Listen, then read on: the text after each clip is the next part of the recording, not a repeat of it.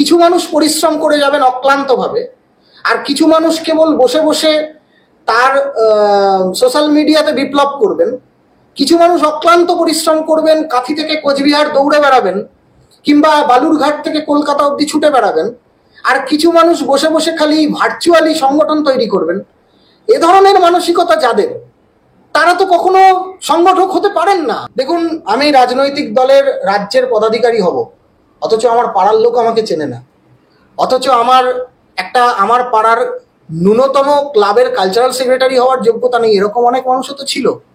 তো স্বাভাবিকভাবেই এই ধরনের মানুষদের, অযোগ্যদের ভিড়ে যোগ্যেরা যখন কোণঠাসা হয়ে পড়ে, তখন এরকম ফলাফল আসতেই পারে।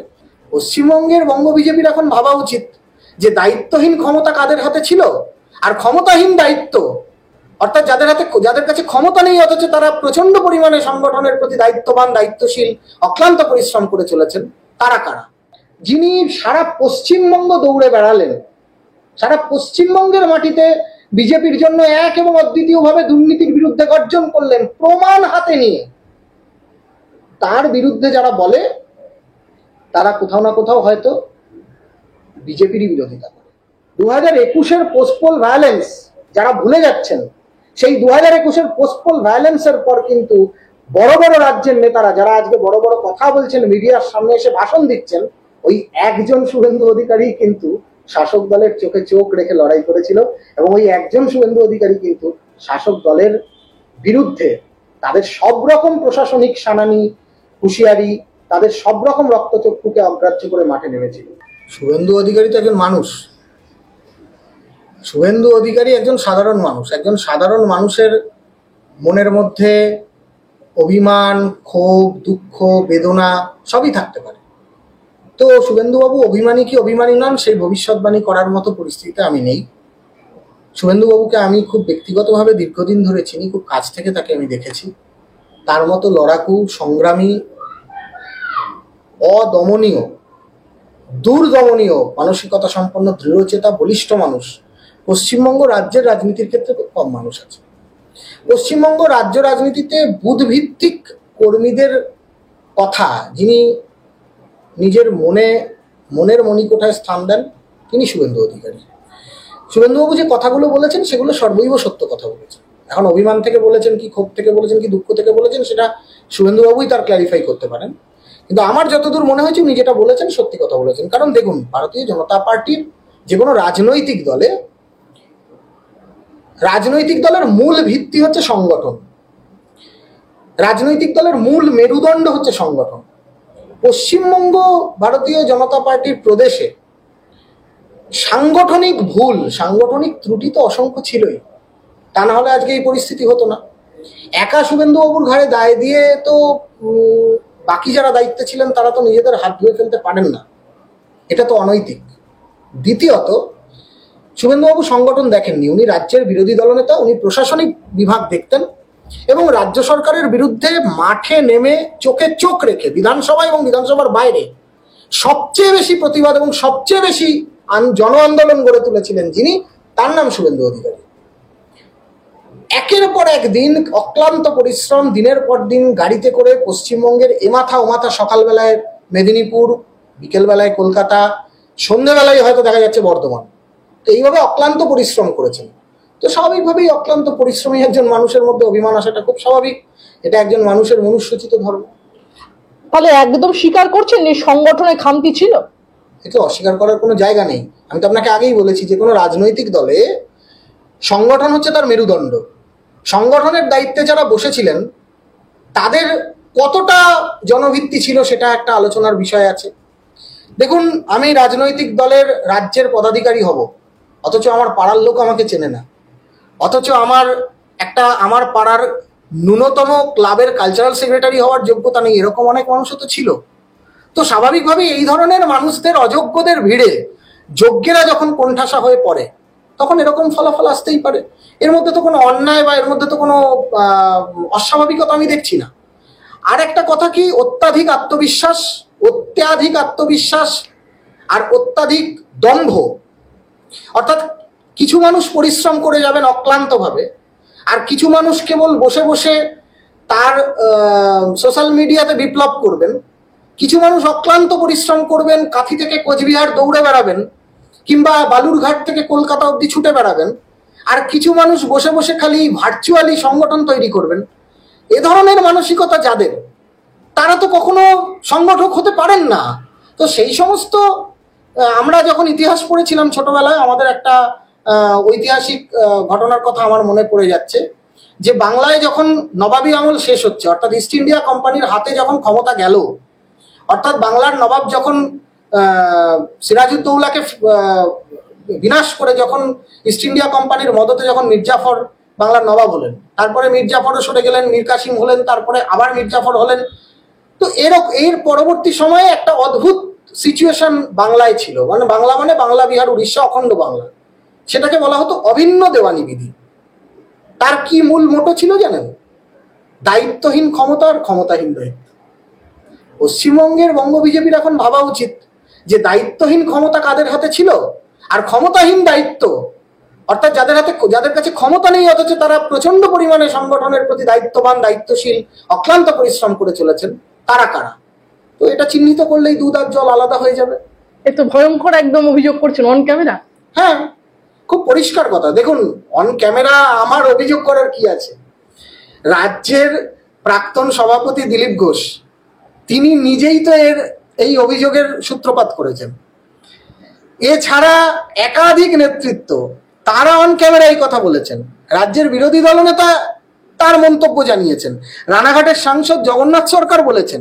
তো আমি নতুন কি এমন ব্যক্তিত্ব? আমি মনে করি, হয়তো আমি ভুল হতে পারি,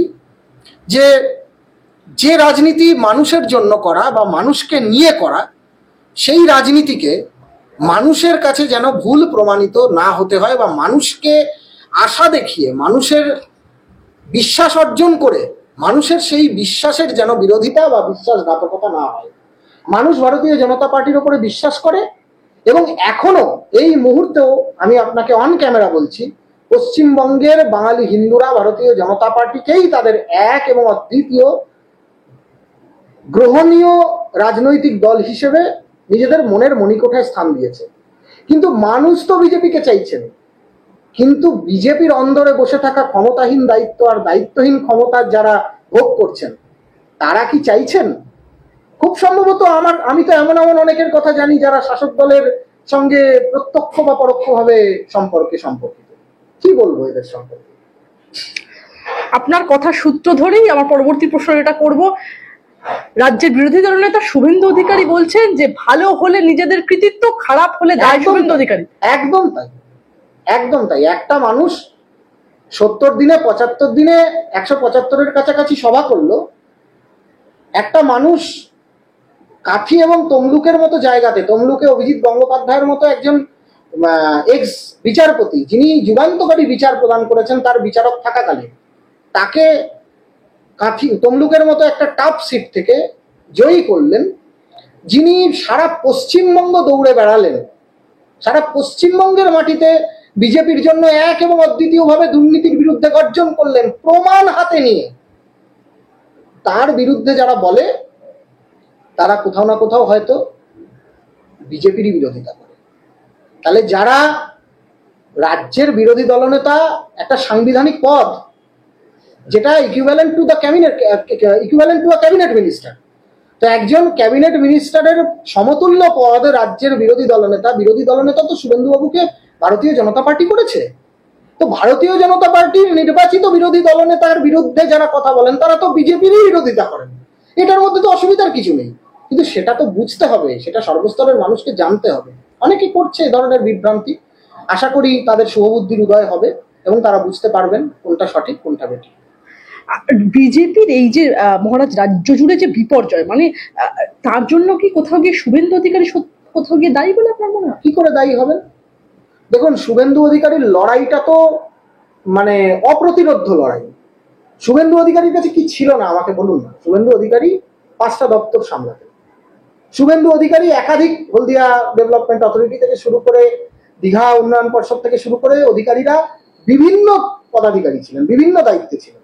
সব ছেড়ে দিয়ে যে মানুষটা একটা ভিন্ন মতাদর্শ, ভিন্ন রাজনৈতিক দলে এলেন, এবং শুধু এলেন তাই নয়, 2021-এর পোস্টপোল ভায়োলেন্স যারা ভুলে যাচ্ছেন, সেই 2021-এর পোস্টপোল ভায়োলেন্সের পর কিন্তু বড় বড় রাজ্যের নেতারা যারা আজকে বড় বড় কথা বলছেন, মিডিয়ার সামনে এসে ভাষণ দিচ্ছেন, ওই একজন শুভেন্দু অধিকারী কিন্তু শাসক দলের চোখে চোখ রেখে লড়াই করেছিল, এবং ওই একজন শুভেন্দু অধিকারী কিন্তু শাসক দলের বিরুদ্ধে তাদের সব রকম প্রশাসনিক সানানি, হুঁশিয়ারি, তাদের সব রকম রক্তচক্ষুকে অগ্রাহ্য করে মাঠে নেমেছিল। সেটাকে যারা অস্বীকার করেন তারা সত্যের অপলাপ করেন, এবং তারাও দল বিরোধিতাই করেন। আপনার চোখে রাজ্যের বিরোধী দলনেতা শুভেন্দু অধিকারী বিজেপিতে আসাতে কি লাভ না ক্ষতি হয়েছে? দেখুন, দলের শুভেন্দু অধিকারীকে ভারতীয় জনতা পার্টিতে গ্রহণ করেছেন দেশের স্বরাষ্ট্রমন্ত্রী অমিত শাহ। আমি অত্যন্ত সাধারণ একজন মানুষ, খুব সাধারণ বাংলার গ্রাম বাংলার মানুষ, বিশেষ লেখাপড়াও জানি না। তবে আমার ক্ষুদ্র সীমিত বুদ্ধি আমাকে যেটা বলে সেটা এই, যে দেশের স্বরাষ্ট্রমন্ত্রী অমিত শাহ নির্বাচনী জনসভাতেও দাঁড়িয়ে যার সম্পর্কে বেশি প্রশংসা করেন, যিনি নিজে শুভেন্দুবাবুকে দলে অন্তর্ভুক্ত করেছেন, যারা আজকে শুভেন্দুবাবুর বিরুদ্ধে কথা বলছেন, তারা অমিত শাহকে গিয়ে এই কথাগুলো বললে বোধহয় ভালো হয়, এবং সেটাই বোধহয় উপযুক্ত ফোরাম হবে শুভেন্দুবাবুর বিরুদ্ধে বিষোদ্গার করা। যেভাবে আমরা দেখছি যে শুভেন্দু অধিকারী যেভাবে রাজ্যের বিরোধী দলনেতা তিনি 75 দিনে 148টা সভা করলেন, আর তারপরেও কেন প্রবল আক্রমণের মুখে পড়তে হচ্ছে? তাই শুনুন, পৃথিবীর ইতিহাসে যোগ্যরা চিরকাল উপেক্ষিত হয়, আর অযোগ্যেরা চিরকাল মাথায় উঠে নৃত্য করে। আমাদের বাংলায় প্রবাদ আছে, বাঁদরের গলায় মুক্তোর মালা। বাঁদরের গলায় মুক্তোর মালা পরালে মুক্তোর যে মূল্য, মুক্তোর যে সম্মান, মুক্তোর যে মর্যাদা, সেটা যেমন বাঁদর দিতে জানে না, তেমনি কোথাও না কোথাও শুভেন্দুবাবুকেও হয়তো সেরকম অবহেলার, বঞ্চনার শিকার হতে হচ্ছে। মহারাজ, আপনার মতে পরবর্তী রাজ্য সভাপতি কে হলো? আমি এই ধরনের কোনো মন্তব্য করব না।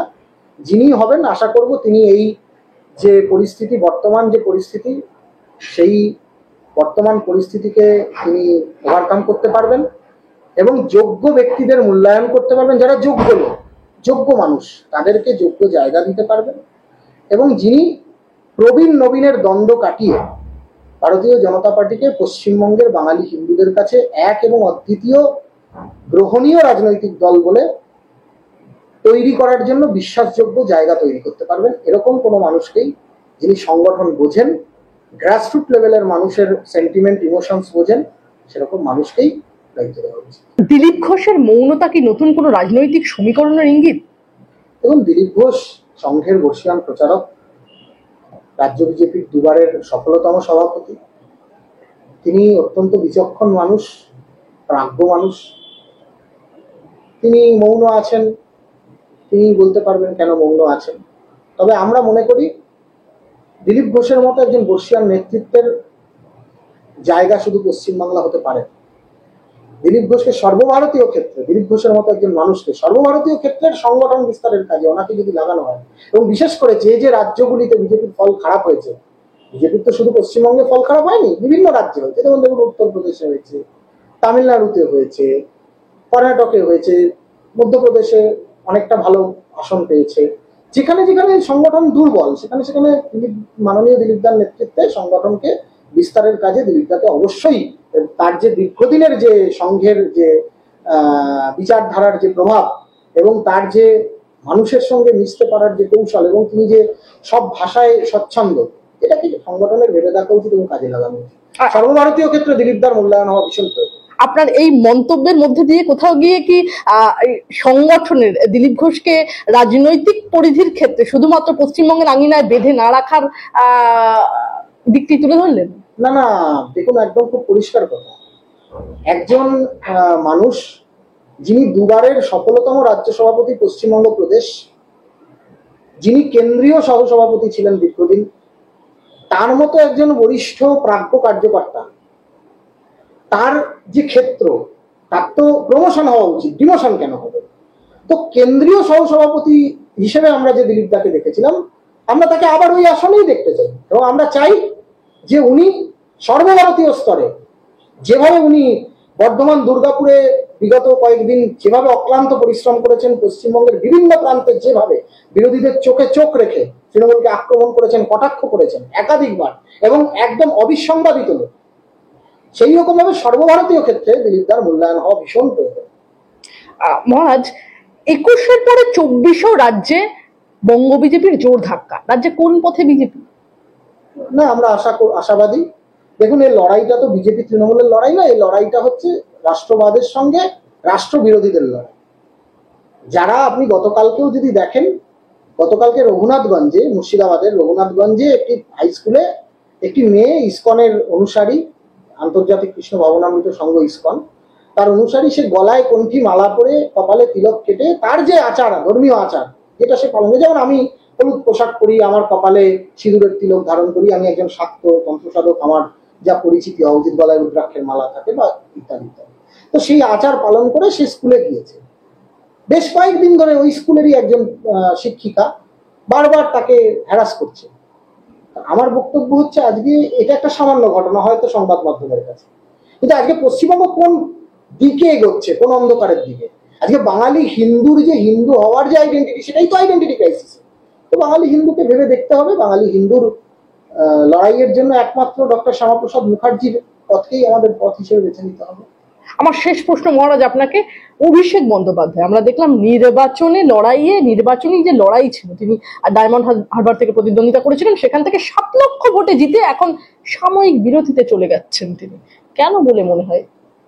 পেছনে রাজনৈতিক সমীকরণটা যদি একটু ব্যাখ্যা করুন। দেখুন, অভিষেক বন্দ্যোপাধ্যায়ের সঙ্গে ওনাদের পিসি ভাইপোর সমস্যা, ওনাদের মাঝে মধ্যে এরকম মন কষাকষি হয়, তারপরেই আবার দুজনেই কোমর বেঁধে মাঠে নেমে পড়েন, পিসি এবং ভাইপো।